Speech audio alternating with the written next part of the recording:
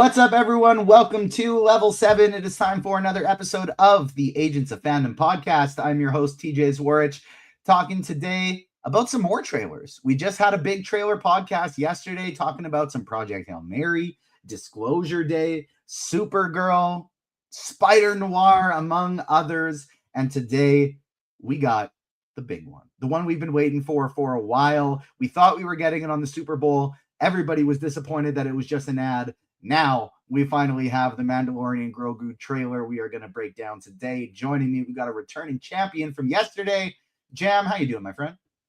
Doing good, man. Today was my day off, so I've been lounging around doing absolutely nothing productive that I need to be doing.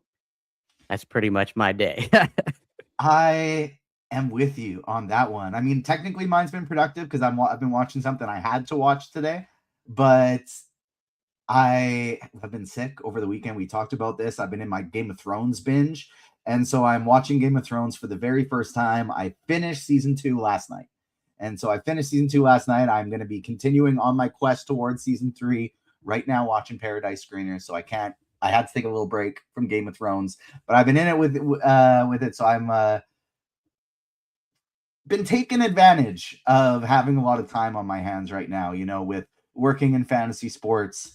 It's the NBA All-Star break. Baseball hasn't started. Football is done. And so I don't have a whole lot to do right now. And so it's been pretty nice taking advantage of some time to watch some television, play some video games. And speaking of playing some video games, we're bringing in our friend from the Controller Club podcast, because when talking about Star Wars, it's important that we wanted to bring one of the greatest minds in all of the rebellion in here. Some have called him a master of chaos, a pod racing enthusiast, a king of the Hoth. It's Kleinfeld. How you doing, Klein? I'm doing well. How you doing, TJ? Thanks for having me on. It's great to be here. Doing very well. I had to, since we're talking about some Star Wars today, steal your intro to the Reckless Rebellion podcast and just really get into the moment. And speaking of having time on my hands, I'm always thankful for your dual pods coming out every week, giving me something that, as someone who works from home and likes to listen to something while I work, very, very valuable podcasts in my weekly roster that I make sure to get to. So check out the Reckless Rebellion podcast as well as Controller Club if you have not already done so. And before we talk about Star Wars, I do want to know what you both have been watching. Jam, obviously, we talked a lot about it on yesterday's pod, but I'm curious about what Klein's watching. And I also want to talk to Klein about how Fan Expo Vancouver was, because you were just covering that for the Direct over the past weekend as well. Shout out to our friends over at Fan Expo. Before we get into that, hit that like button if you're watching us live or after the fact. Subscribe, hit the notification bell, and say what's up if you're watching us live in chat. Comment after the fact, or you can say what's up to us on socials as well, at Agents Fandom on TikTok and Twitter, Agents of Fandom everywhere else. Follow YouTube wherever you get your pods. We got a lot of good stuff coming. You already up on YouTube and wherever you get your pods. You can find our trailer breakdown from the past week and all the Super Bowl trailers that dropped. And incoming, we're going to have our Paradise Season 2 pod starting next week. We're going to be talking about Invincible when the new season drops. We're going to be talking about Daredevil Born Again at the end of March, as well as Project Hail Mary is our next big movie we're covering. So stay tuned for all of that. Klein, I want to throw it to you, though. What you been watching?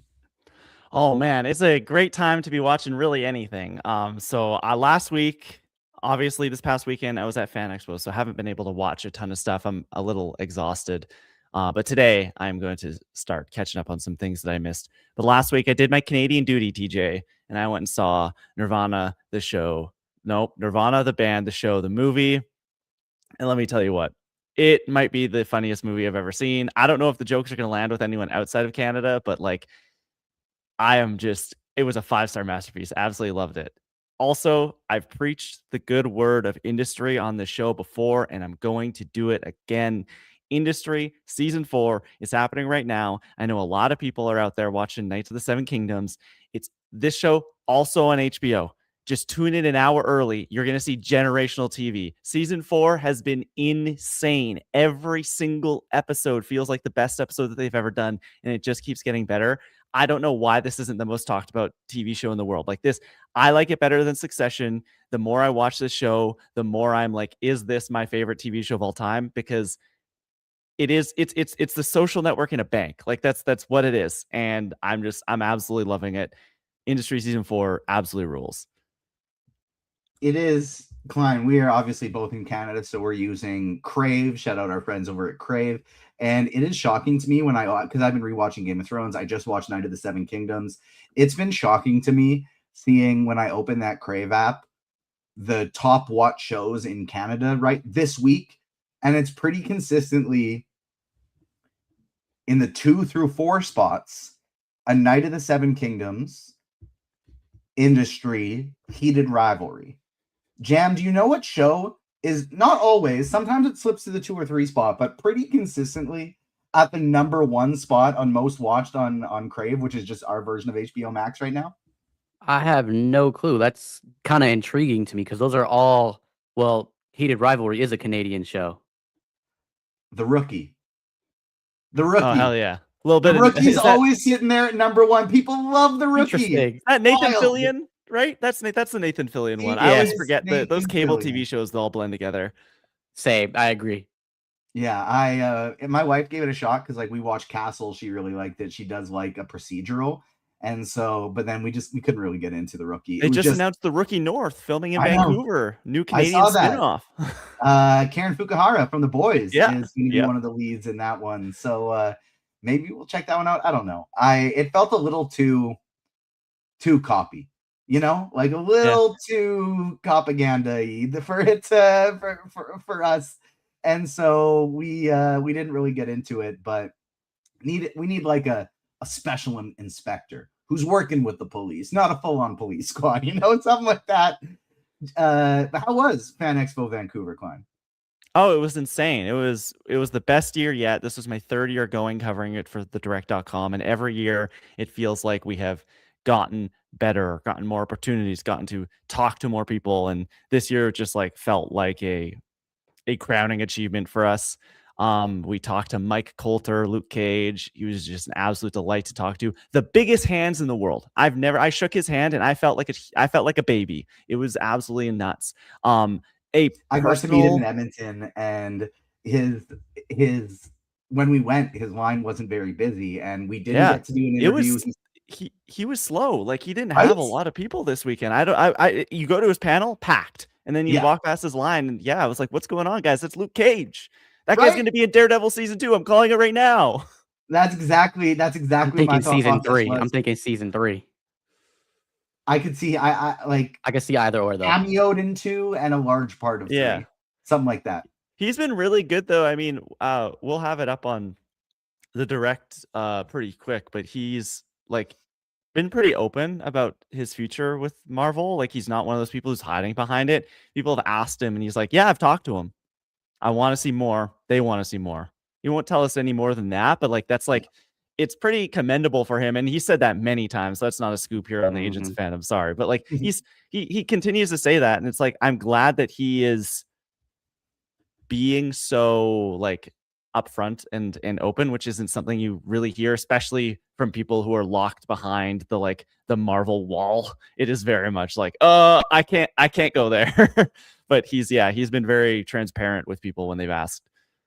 When I got a chance to meet him, they said no to doing any interviews that weekend, but we still got a chance to talk to him for like 15-20 minutes off the record. It was so nice. He was so nice. And he just like, I love it so often. And I don't even mean this as like a negative or a judgment into some of the people there. Cause like it is a job. You're going there to make money. They are still kind. They are still polite, but there's a lot of people you go to these conventions, these expos, and their actor faces on. They are there because it's a job and they're going to be polite. They're going to say, thank you so much for your support. And then you're going to move on.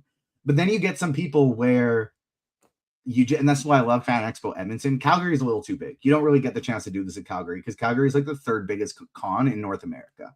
It's just which is nuts to me. That's crazy. Yeah. Like someone told that to me a couple of years ago, and I've mentioned it to a few other people, and every person I say it to is like, "There's no way. There's no way." Because in North America we have San Diego and we have New York, so it's 3rd behind those two. Yeah, like, that's crazy. It's not like I think there was like a total of 400,000 people that entered and exited the doors the last year that I went. Like just absolutely nuts.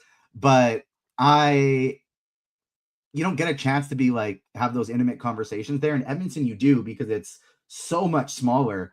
And sometimes you get these people like Najee Jeter is one of those. Like Klein, I'm pretty sure you got to meet him too, where it's just like, we interviewed him last year, and he was just like, he's a dude that you just chat with, and he's cool and like super loose, super friendly, like such a nice guy. Yeah. And like Gabriel Luna was like that as well. Ross Marquand is like that, where it's like they're not just like cordial, but they're actually showing up and being like, I want to get to know my fans. And that's so cool. I find that fascinating. Yeah. I usually feel like that about voice actors. Like when I went to New York Comic Con, I actually got to like speak with Naruto's English dub like voice actor. And that to me, growing up on Naruto and believing in he's one of the best fictional characters ever created, He's I got a video, I got a video of her like saying my name and everything. I was just like, do you believe Naruto is one of the best fictional characters of all time? You would say, I believe it. Believe it. Apologies for my Naruto voice. That wasn't good.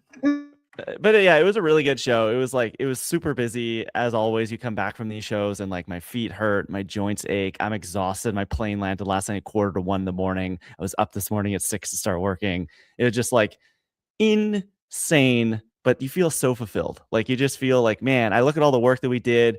A big personal win for me that I don't know how much we'll do with it on the site, but we interviewed Ned Luke, Sean Fanteno, and Stephen Ogg, aka the trio of voice actors who portray Michael, Franklin, and Trevor in Grand Theft Auto 5.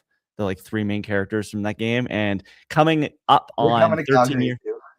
They're coming to Calgary as well. Good. Like they're so much fun. They're crazy. Stephen Ogg was just like he was on a different plane of existence. He was absolutely crazy to talk to. And he's been in obviously a bunch of other things like Walking Dead and Revival, which was like a big Canadian show from I think this past year. But it was just super cool to talk to them because I've played hundreds of hours of GTA 5 at this point. That was my game in high school where my friends and I would just like spend hours passing the controller around. I've heard those voices so many times. It's like getting to talk to them. I don't get like starstruck really ever, but I was kind of like, whoa, this is really bizarre hearing, because their voices are just their voices in the game. Like it is uncanny the difference between the three of them. So it was pretty cool to talk to them, and especially with GTA 6 coming out later this year, like to be able to ask them about like what you've now seen 13 years of this growth and this thing that has become like the highest grossing entertainment property ever in GTA 5. Now, how are you feeling like passing the torch off to the next like group of people, to that next, the new members of the GTA family? I thought that was really cool. And then we also did a couple interviews with the some cast members from Has-Been Hotel, which is just always so much fun. That show is absolutely nuts. The fans are unlike anything I've ever seen. They really have captured something. Vivian Medrano, the creator, has really captured something with that show. And she is speaking to a generation. And they said it at the panel over the weekend, but like they really are the voice of a generation. A lot of these people who've never felt like they are being seen on screen, at least in a big streamer budget, like massive thing, are finally getting seen. And so getting to talk to those voice actors and just like they didn't expect it to be as big as it is. And so they're like super like, wow. Like we talked to Joel Perez, who plays Valentino in the show, and he was like, I was a struggling voice actor for 10 years, like just getting no.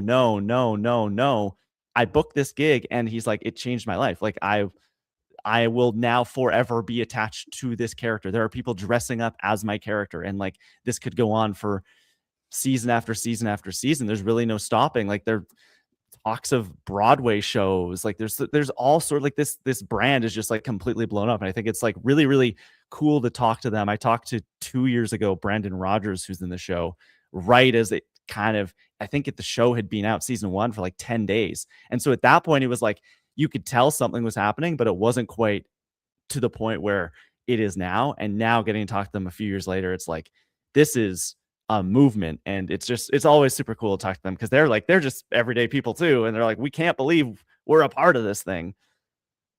Yeah, the fandom of Has-Been Hotels absolutely exploded. Shout out to friend of the show, Rachel Tollison, and her podcast, the Has-Been Hotel Pod.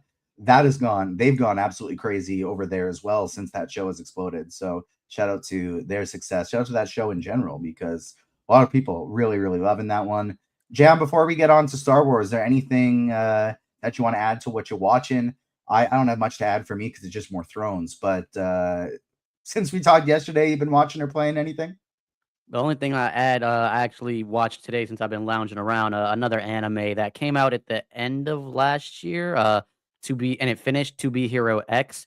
I'm like 4 or 5 episodes in. It's good. It's really good. Like the third episode got me a little emotional. I just text Dennis and another buddy of ours. I'm like, yo, they kind of got some tears out of me, man. And anime is always one of those things for me where you get me emotional, but tears is like an extra level for me. And so they got a couple tears out of me, and I had to text them immediately. So that's really the only thing besides from yesterday that I would throw in there. Let's get into some Star Wars, The Mandalorian and Grogu, coming to theaters May 22nd. I want to say like maybe our second big blockbuster of the year. What's coming in April? We got Project Hail Mary in May. Mario's April, right? Mario's April. Mandalorian and Grogu May. Devil Wears Prada 2. TJ, put some respect. Okay. 3.5 big blockbuster of the year. Taking that doomsday spot on May 1st. Come on. I'm excited for this one, and I am a lot more excited for this after this trailer that just dropped than I was before it. But before we dive into, the frame by frame breakdown of this, Jam, I want to start with you because we actually haven't really talked about this much. I listen to the Reckless Rebellion podcast all the time, so I kind of know where Klein is on how excited he is for The Mandalorian Grogu, but I'd love to hear where your thoughts at, because I actually have no idea. I am very excited for this movie, as this will be my first time getting to see a Star Wars film in theaters. I have not seen anything else in theaters. I grew up with the prequel trilogy. Like, I'm 90s guy. So I grew up with the prequel trilogy on DVD, or it was like on television in the background always. But I didn't really get into Star Wars until I think it was season 2 or it was either season 1 or 2 of Mandalorian, right after um The Rise of Skywalker. So that was when when it kind of came to Disney Plus. I dove into the whole Star Wars universe, watched it in both ways. I watched it, in chronological order, and then I watched it as well in I forget what the Star Wars name for it is, but you watch 4, 5, and 6, then go back and watch 1, 2, and 3, and then you watch the sequel trilogy. So I've watched it in both, and then I dove into the whole Clone Wars aspect, all of Rebels, which is honestly probably my favorite stuff from Star Wars. And then just kept going as more Disney Plus shows came out, like with the Bad Batch. Love that. So I'm really excited for this movie because this will be my first time to be in the fandom with other fans at the theaters. Revenge of the Sith was my first, and I'm pretty sure I've seen all of them in theaters since then, like that have released. Like I haven't seen a single Star Wars re-release in theaters, but of the I think I've seen all of them as they've come out in theaters since Revenge of the Sith. But it was the Clone Wars, Star Wars Rebels that really made me fall in love. That's kind of what switched me from like a casual fan to, oh my God, I love this story. I love this universe. Klein, how excited are you for this movie? Did the trailer bump you up in that regard? And what was your first Star Wars movie in theaters? Oh man, my first Star Wars movie in theaters was Star Wars The Clone Wars, the animated movie. But I grew up a prequels kid. We've talked about it many times on Reckless Rebellion that like I notoriously for my 8th birthday, May 19th, 2005, was the date that Revenge of the Sith came out. And I said, no, I don't want to go see that on my birthday. I want to go and see Madagascar. And so I went and saw Madagascar instead. And yeah, but I saw Clone Wars in theaters, and then I loved Star Wars before the sequel trilogy, but it was that hype. It was that whole time I'll never forget leading into Force Awakens that it was like, this means more to me than just about anything else in the entire world. And so I saw Force Awakens, Rogue One, Last Jedi, and Rise of Skywalker. I did not see Solo: A Star Wars Story in theaters. That is, and I despise that film, so I'm glad I didn't. But this movie, I am in a weird place with Mandalorian and Grogu. I think that this is a weird movie. This trailer is better than the first one. I will give them that. That first trailer, I think, was rough. It plays much better in a theater. I'll give it that. But they haven't given me a reason to prove why this is a movie and not just another season of TV. And this trailer, while better than the first one, still to me has the energy of like, okay, but why do I have to go out to the theater for this? Is it Martin Scorsese as an ape alien? I don't know. It might be. But it's just interesting that this movie is coming out when it is and is the first Star Wars movie back after 7 years, and it doesn't feel like an event. It just feels like it feels like they'd been releasing Star Wars movies this whole time, and this is just another one in the calendar. And I think that this movie will ultimately be good. I don't know if it'll be great, but I think it'll be good. I think it's going to make a lot of money. People like Grogu, but the trailer is good. I'm excited. I'm interested. I think it's going to make money. What do you guys think? So I don't know if it's a good answer, but I do have an answer that I didn't have before watching this trailer as to why is this a movie and not a TV show. I think I actually got it based on watching this trailer, but I want to wait. I want to touch on that a little bit later on in our breakdown. I'm conflicted in how I feel about this in terms of the question, is this the right movie for Star Wars' return to theater? It's 9 years since no, almost. It'll be like 6.5 when it comes out. Okay.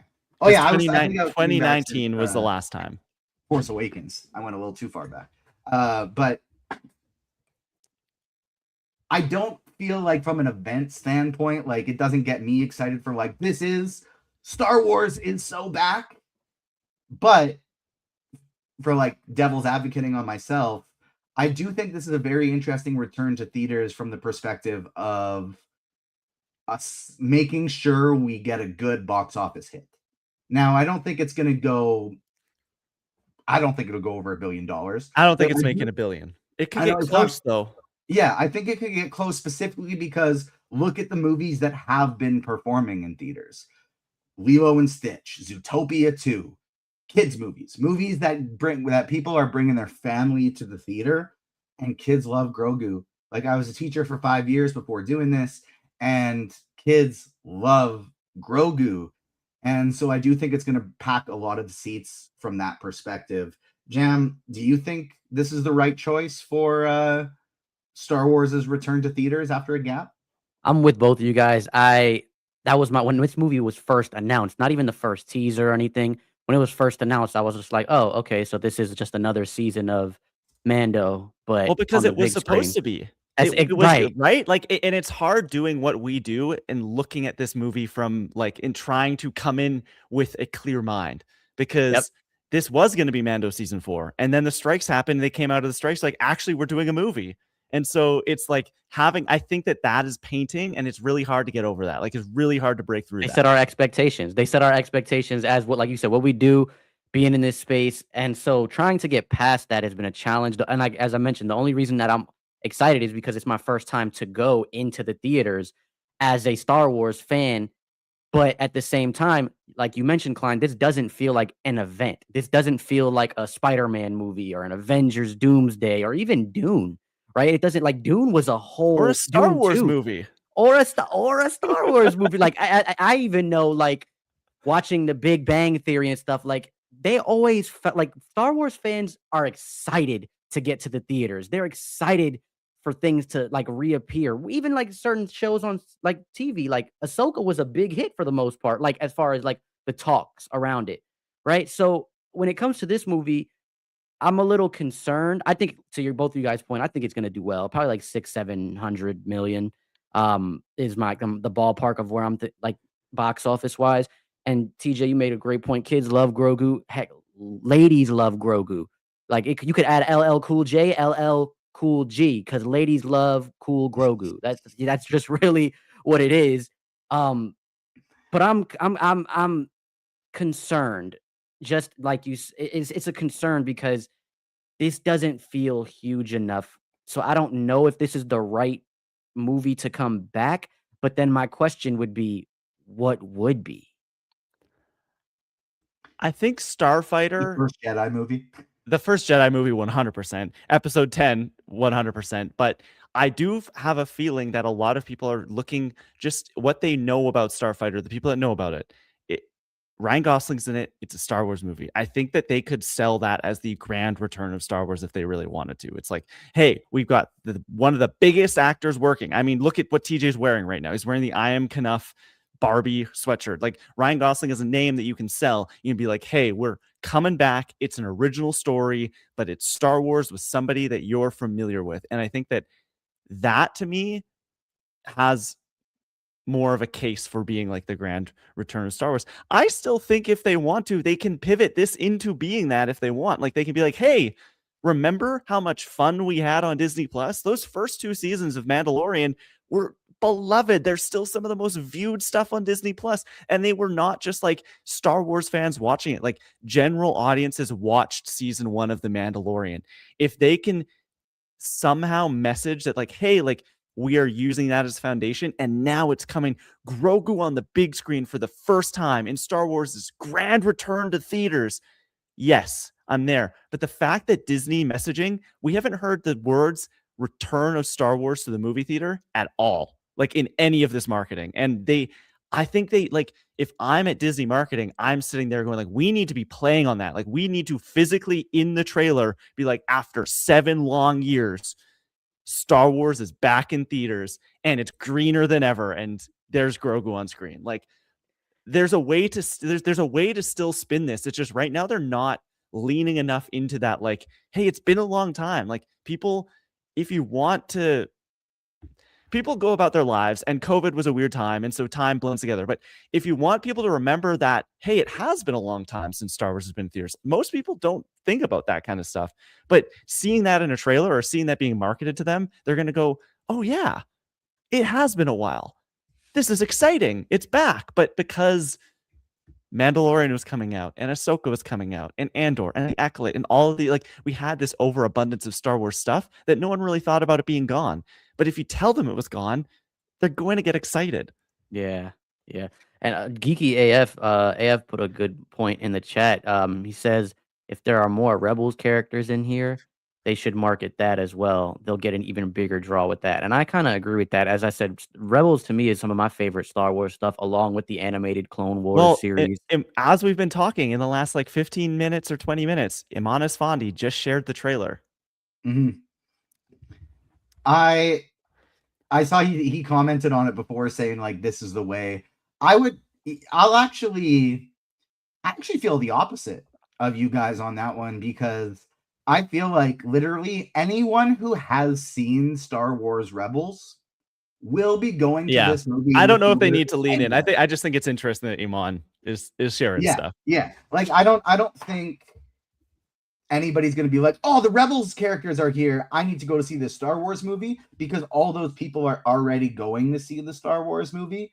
And so I almost feel like that's better to keep a secret, because then it's a fun surprise. And then obviously we got Zeb and in the trailer, and we know Zeb's going to be in it, but we'll get to Theory Corner at the end. And I was kind of thinking, like, prior to seeing this trailer, that like, will the Mandalorian and Grogu actually just be the backdoor Heir to the Empire movie, and then we don't actually get the real Heir to the Empire movie? No, anymore? I think it's the setup. I think it's the setup to all of that. I don't know though. Like, I can also see a world where this is like just a one-off. Like, this is almost like Indiana Jones. They get given a mission, they go do the mission, it ends, it doesn't lead into anything, it's open-ended, and then if it does well enough, they can be like, hey, now we're going to do the Mandalorian and Grogu and the Temple of Doom or whatever. And they go on, they get another mission, they go out and do that. And I wouldn't be mad at that. Like, I don't think I need this like galaxy spanning connective tissue in here. So I love that Indiana Jones reference. That was like peak. I'm not going to lie to you. That was peak. I do think when I think of a connection, I don't think it's like a crazy big, I think of more like how an MCU movie has a post-credit scene just to set up the next thing. That's like kind of like my whole thought process around this. But I do really like that Indiana Jones reference, because I could also now that you mention that, I could actually see that just as this. I do think we end up getting, if just the brief tease, we will see Harrow, we will see Ezra in this movie as well. We'll see Chop booping around, war bopping criminal around, of a droid, war crimes, murdering a couple bad guys here and there.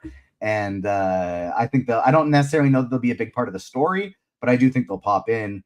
Let's start breaking down the trailer, though, because we're 30 minutes into a trailer breakdown show, and we haven't actually started breaking down the trailer. And I loved kind of like, I almost feel like with the score at the beginning of this trailer, they were having the exact same conversation that we were just having of like, is this the right movie for a return to Star Wars? And it was almost like a like record scratch. Just kidding, it's the Mandalorian theme. And I really liked in that opening how they did that of like, Star Wars is back. Nah, Grogu's back and he's here to fuck it all up. And that's kind of how I felt with the intro to this trailer. But we get, the beautiful sunrise, X-Wings transition into the score. We get the return of the Razor Crest, which, Klein, correct me if I'm wrong, we don't know how he gets that back yet, right? No, it's no idea. It's, you know what, we're gonna get Oscar Isaac's gonna show up on screen and he's gonna go, somehow the Razor Crest returned, and that's gonna be it. That's all we're gonna get. I thought that was the case, but I admittedly have just kind of like closed out a lot of the Mandalorians through season 3 from my mind, and I don't really remember what happened. If they don't justify it, I need to know where that N1 starfighter went. That Naboo starfighter is the hottest piece of need to know. Oh, I need to know, because that ship rules. She literally, I forget the character's name, but in season 2, she literally, instead of fixing the Razor Crest or whatever, she builds that. She builds that. Like, I need it to be like his side, or I would love it if in somehow, some way, that is in the Razor Crest. Like it's like the side pocket. Like I don't know. Oh my God. I think that's actually the most likely scenario, that ship is in the Razor Crest. It's like in the back, like those people who take around their trailer with like the motorcycles in the very back of it, and they just the back pops down and this thing rolls out. Yeah, 100%. That's kind of what I'm picturing in this scenario. Or maybe that's just gonna be Ezra's new ship, Ezra Bridger in this movie, and that's gonna be his new ship. We also get Marty Scorsese making a surprise cameo at the beginning of this trailer. Klein, what do you think about the way this trailer starts off?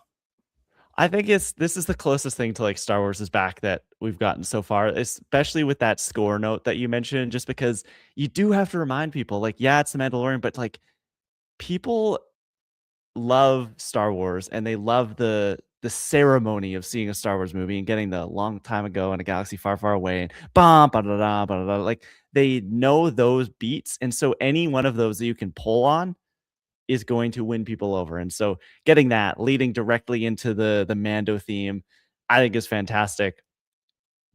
I like that they're being a little weird in this movie with like, there's a lot of aliens. A big worm dragon monster later in the trailer. Damon wasn't able to join us for this. He wasn't able to join us for this show today because he ended up being busy.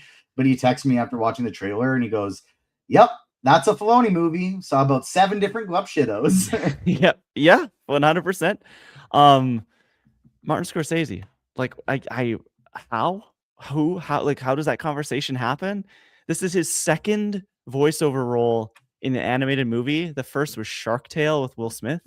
I don't know. This is the guy who is notoriously bagged on franchise cinema and Marvel, and now he's playing a weird ape monkey alien, and not just like, it seems he's going to be in the movie a decent amount, because we see him later in a different environment in the trailer, like getting in on some of the action, which is just like, I have fun, Marty. I guess this is one for his daughter, but it's good stuff. You got to finance the next movie somehow. The studio opened up a bug in him and was like, "This is fun. I want to be silly more often," and just decided to do some more stuff. They had a meeting and they said, "Marty, will you direct a Star Wars movie?" He said no. "Marty, will you write a Star Wars movie?" He said no. "Marty, will you cameo in a Star Wars movie?" He said no. "Marty, will you voice a character in a Star Wars movie?" They got him. They finally got him. Jam, what stood out for you among the opening to this trailer? Everything you guys said, man. The score caught me immediately. It was like that return feeling, and then I don't know if it was a needle drop, more like you said, the record scratch. I was like, okay, this is Mandalorian and Grogu. But the Marty thing, man, like I in my head, it's just cut the check. He's like, just give me the money, cut the check. That's literally the best way I could put it. Like you guys said, you gotta film, you gotta fund that next movie in some way.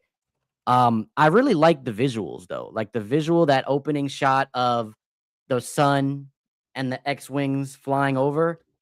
Somebody I seen on Twitter, they were like, "Oh, that's very Return to Krypton, like on Krypton." I think is that in Man of Steel.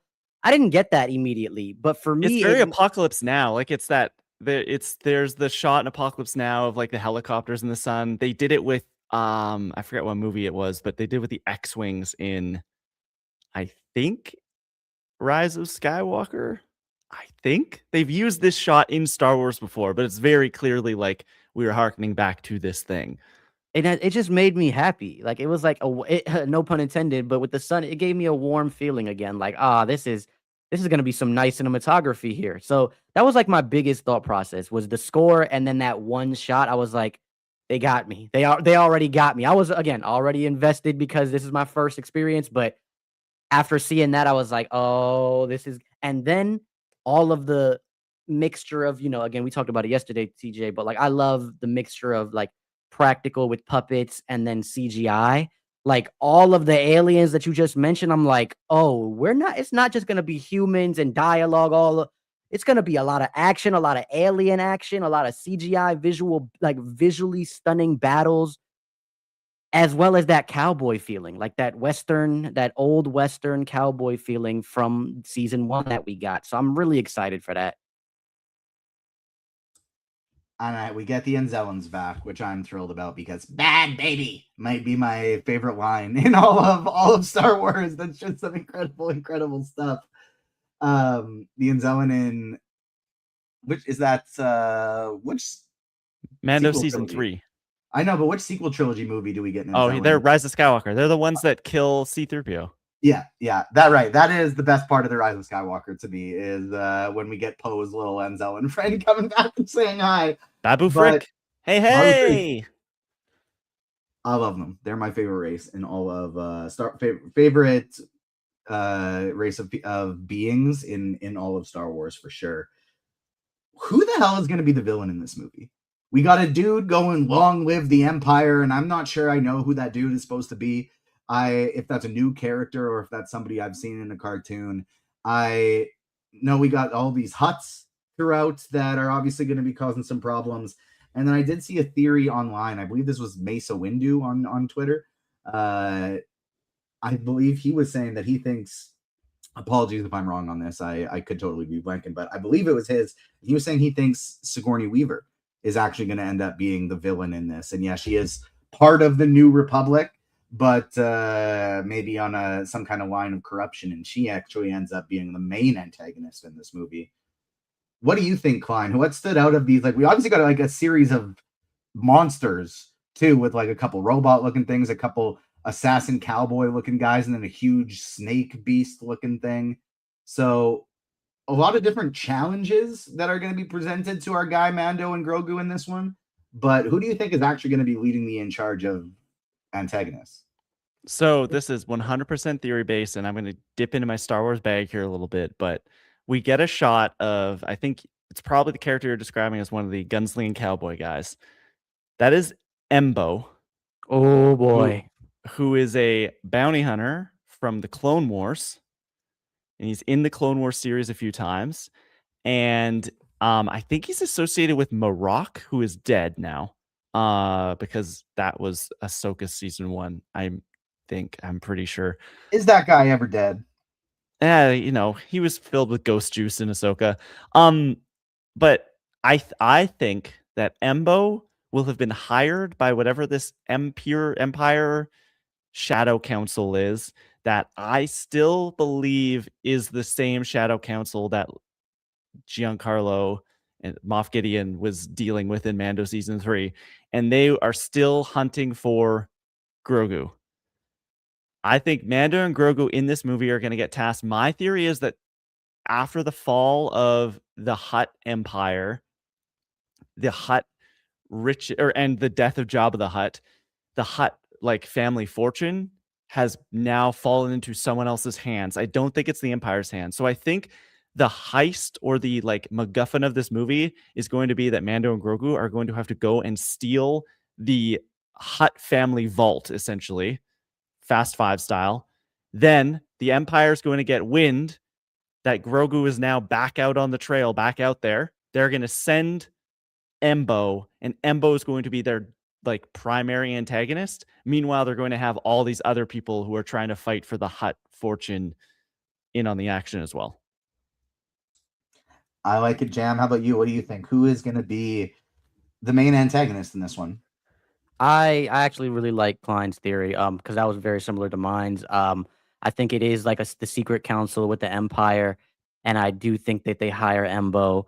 The only question I was gonna add to that is, do we have any so we know unfortunately with the season the way it went, the book of Boba Fett, is Boba gonna be there? Are we gonna see I forget his sidekick's name, his partner. Fennec Shand? Fennec Shand, like, is she gonna be there? Like, who is gonna be a part of this film that they haven't revealed yet?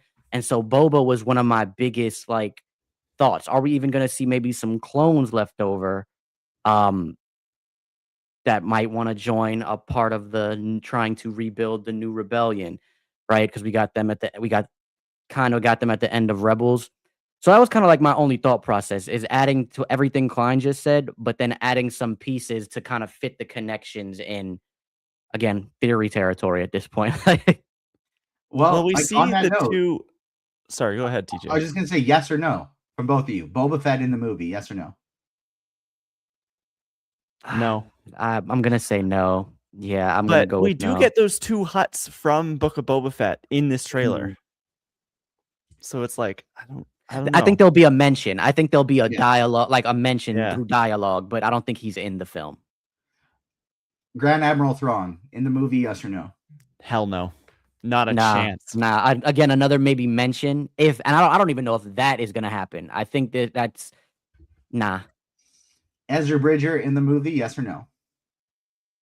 Cameo, maybe? Yeah. I think cameo. This is the one I think is most likely. Harrison Dula in the movie, yes or no? I'm with you. I think that's yes. I think that's most likely of all those. A very small role. Not even like a little bit more than a cameo, but not anything supporting. I think maybe like in a 2 to 3 scenes. Here's a dark horse. I'm going to say yes. Agent Kallus, Zeb's boyfriend. Yes or no in this movie? That'd be so Dave Filoni. I could see that. Yeah, I could see that. Yeah. That'd be so Dave Filoni. Sure. I got one I want to ask, which I already know the answer. I'm gonna say no. But is he in this film? And will we ever see him in live action? My guy, Cal Kestis. Oh, definitely not in this movie. You're talking to the right guy, Jam. You're talking to the right guy. I pitch Cal Kestis for every live action Star Wars project. I love Cal. I want Cal. I don't think it's this movie. I think it happened at some point. I don't think it's this movie. I think it has to be after the third game. I don't want them to. I think Lucasfilm doesn't want to like paint themselves into a corner because we don't know what his fate is. Yeah, I agree with that. I think it'll be an older Cal Kestis that we ever see too. Like Cameron Monaghan gets a little bit older. He's got big grizzled beard, the long hair. I think it'll be like an old wise Cal Kestis. But I agree. I would love to see it at some point. Zeb looks so good in this. He looks and sounds so good. It looks fresh out of Star Wars Rebels. Like I heard his voice and I felt like I was back in an episode. I can't wait to see my guy. I am so looking forward to getting more of him in this movie. There's a brief shot of Grogu doing some meditating in a grassy background. Was that Dagobah or is that just a place? It literally looked like they were trying to recreate Yoda and Luke. Like it kind of I'm kind of thinking that Grogu might be on Dagobah at some point in this one. Do you guys think that's what that was? I could see. So that I guess that's one of my two-parter question. Do we get, because we know Ahsoka is not gonna be there. She's trapped in another part of the galaxy, right? A whole nother galaxy. A whole nother galaxy. Is Luke going to appear as a cameo? And if to your question, is Luke there on Dagobah with Grogu? I could see a Luke cameo. I don't think it'll Played by happen, but I Sebastian could see it. Stan. And they're not going to do it. Don't play with me, Klein. Don't play with me, Klein. The guy that they put Mark Hamill's face on, just let it be him. Well, Mark Hamill says he doesn't want to do it anymore. So I don't know if we get Luke. I don't know if this is Dagobah. The thing that I've seen going around, and you see that big snake thing later, and it's not quite Dagobah, but similar environment. But Nal Hutta, the home planet of the Hutts, is very swampy like that. And is kind of Dagobah-like.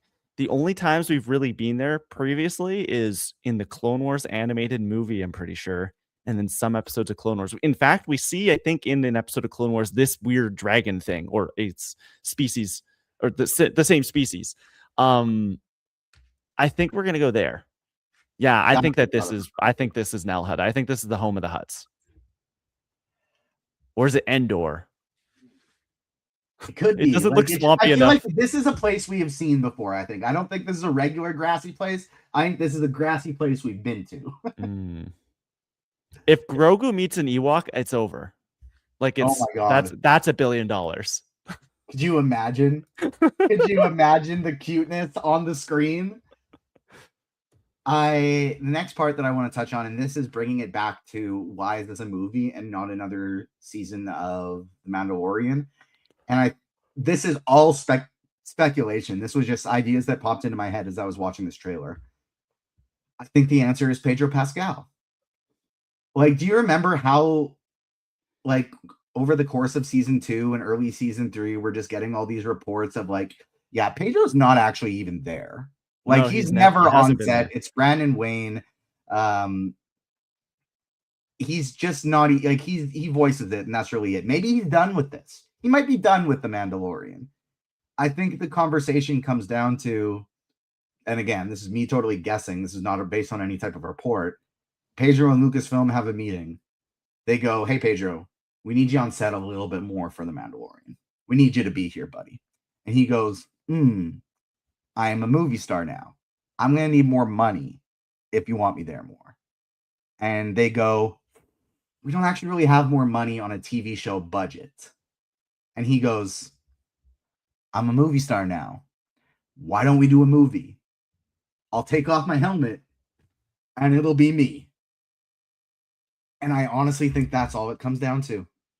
Like, I think they do that really Disney check. Simple. When I saw Pedro Pascal's face so often in that trailer, that just made me go, oh, that's why this is a movie. Because he's going to be there the whole time. It's going to be him. They're going to show off his face. And he wouldn't have done that in a TV show. Well, I think that this is actually the first time we've seen Pedro Pascal's face in the Mandalorian, like, since season 1 or season 2. Was it? I thought he only showed it once in season 1. Season 1 finale? Yeah, when he saved the robot. Yeah. I forget the robot's name, but what is it? IG-18? IG, yeah, something like that. Yeah. IG-11? Yeah. So that would be, when was season 1, 2019? So it would be, it ended in 2020. So it'd be 6 years since the last time we saw Pedro Pascal's face in The Mandalorian. And I think it's also to add on to TJ's point, he's with Disney now. I mean, you're literally over there with Marvel Studios as Mr. Fantastic. Yeah. Like, they were like, hey, if you can, we could get you right across the hall, brother. Like, it's not a problem. Like, we just throw you some extra, like you said, extra money. Why not? I am a little excited about him being on set more. I'm hoping we'll get the original mannerisms, because I'm not to say season 2 and 3 was bad or anything with him not showing his face, because I mean that's kind of like their whole lore, right? And the guy was doing great stunt work, things like that. But I feel like the mannerisms in season 1 were a lot different. The walk felt different, things like that. So I'm excited to see Pedro in the role doing all that again. Jam, anything else that we have not talked about in this trailer that you want to touch on? The last thing I had written down is Grogu gets a little cart and it's adorable. I had just had something and I lost it. There was something that I really. Oh, does this is a question I guess for both of you guys and Klein. I know you got. I know I'm sure you have the answers. With this continuing season, like being season 4 of The Mandalorian, we still have a little bit of Bo-Katan's story lingering around. Favreau had said the script for Mandalorian season 4 is still sitting on his desk. This is not that. It might have been that at one point. It is no longer that. Mandalorian season 4 is still coming after this movie. So we are gonna get another season. Yeah, right. I guess depending on how well this does. Favreau in one interview. Depending on how well this does. I guess my question is, do we wrap up or have any ties to the overall Mandalore story? I mean, they saw the mythosaur, to Bo, to the armor is her name. Mm-hmm. Is any of that gonna be played out in this film? What do you guys think? I hope the armor is in it because Emily Swallow's a friend and she's really cool. The character is super cool as well. I don't think we get any Bo-Katan, or if we do get any Bo-Katan, it's literally just like him saying, "Hey, see you later. I'm going to do this." Like I don't really think she's going to be in this much at all.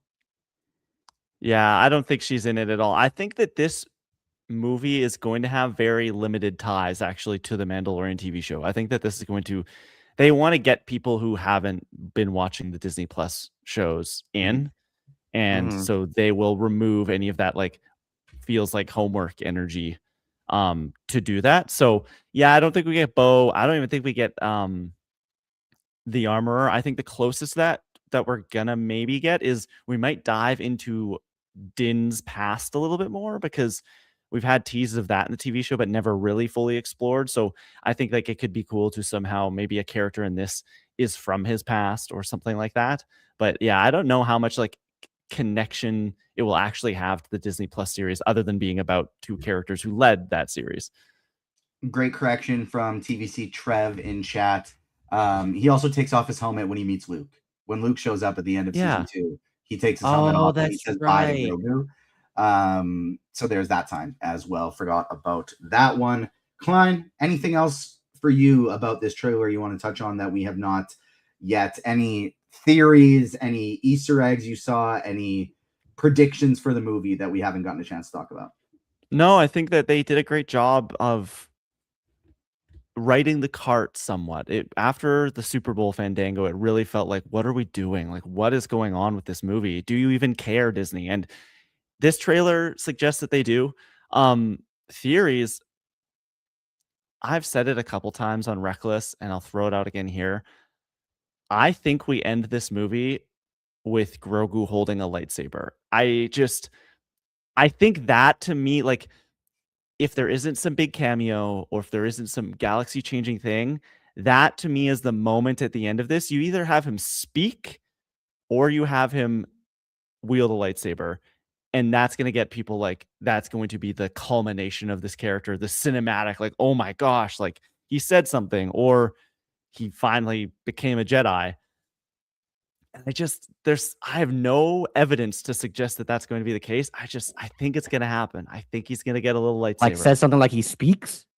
I think he could speak too. I think he could say something. Yeah. I don't know what he'd say. Maybe he's already, I like in the trailer, he's getting Mando pieces, right? He's finally he had that chess piece. Because that was the last time. That was the spear. So I'm curious if he'll get his own little. Gets his own little helmet. The ear cutouts. I was gonna say the ears poking out. My God, that'd be adorable. I'll throw one kind of on that same vein, a prediction out there. I think we see. I don't think it'll be Grogu talking, but I think we will get Force Ghost Yoda talking to Grogu. Oh. I think Yoda and Grogu. Or do we get more history of Grogu, like where his people are? Grogu or Din will get some origin in this. I think one of those two. Like Klein's gonna be right, and we're gonna get in Din's backstory, or I think we're going to get a piece of Grogu's. I think that's going to be a portion of this movie. I think the one of the great things about Star Wars is kind of like the mystery of Yoda and Yaddle, yeah, right. I feel like that Yaddle. giving more lore to that race takes a little bit of the fun away, but at the same time, as person who loves lore and world building, I also feel like I'm like stuck in the middle because I also want more of that, right? So, well, that's the great quandary of Star Wars, man. Like that is like I don't want to know anything, but I also want to know everything. Like the it's also Force sorry, you go. The Force in those first 3 movies is like, what is it? This mysterious thing. Oh my gosh, I want to know more. And then the prequels showed up and they're like, guess what? It's all in your blood. And everyone was like, I didn't want to know more. And that's just what Star Wars is. I love that mystery, but also as a fan, I'm like, but also please like explain it all. It's also like the Wolverine dilemma of sure. Wolverine is the coolest character in Marvel Comics when you know nothing about him. And then the more you unravel and the more you learn and that mystery is gone, it's like, well, he's just another one. He's kind of just another guy now. He's just kind of the same as everybody else now. And so it kind of takes away a little bit of that magic. I'm with you guys as well. But that'll do it for our Mandalorian and Grogu breakdown. We will, of course, be covering this movie in depth once it comes out in theaters. We'll see it opening night and we'll talk about it the very next day. We'll, of course, also have our Paradise Season 2 podcast starting next week. We'll be talking Daredevil Born Again in March, and we'll be talking Invincible Season 4 shortly as well. Can't wait for that one to come out. Klein, where can the people find you on socials? Where can they find your multiple podcasts? Where can they find your work? You can keep up with me everywhere. I'm at The Kleinfelt, TheKleinFelt. Controller Club, a video game podcast posting each and every week, as well as Reckless Rebellion, a Star Wars podcast. We are very busy over there with the first Star Wars movie we've ever covered on the pod is finally coming out. And so it's all been leading to this. And you can find my work over at thedirect.com.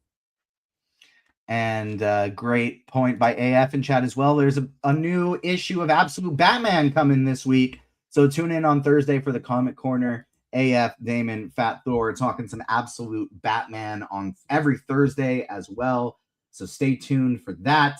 Hit the like button if you have not already done so. Got some new viewers in chat today. Shout out TVC Trev coming to hang out. I saw there's one other name that I didn't recognize earlier. Scattered Night. Shout out Scattered Night. Thanks for coming and tuning in.